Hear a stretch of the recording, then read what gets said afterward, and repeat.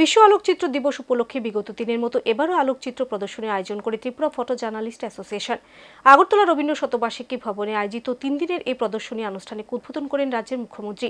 প্রদর্শনী আনুষ্ঠানিক সূচনার পর মুখ্যমন্ত্রী চিত্র সাংবাদিকদের তোলা ছবির প্রদর্শনী ঘুরে দেখে খুবই প্রশংসা করেন।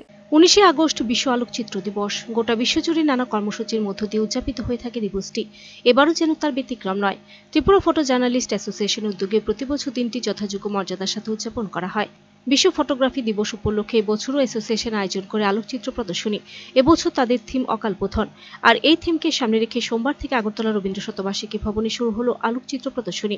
এদিন সকালে 3 দিনের এই চিত্র প্রদর্শনী আনুষ্ঠানিক সূচনা করেন রাজ্যের মুখ্যমন্ত্রী ডক্টর মানিক সাহা।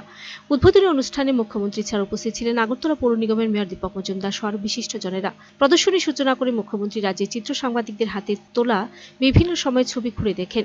পরে সংবাদ মাধ্যমের প্রতিনিধিদের মুখোমুখি হয়ে তিনি বলেন, বিশ্ব আলোকচিত্র দিবস উপলক্ষে এই ধরনের কর্মসূচি নিঃসন্দেহভাবে প্রশংসা দাবি রাখে। যারাই কাজের সাথে যুক্ত তাদের প্রতি রইল বিশ্ব ফটোগ্রাফি দিবস উপলক্ষে শুভেচ্ছা ও অভিনন্দন।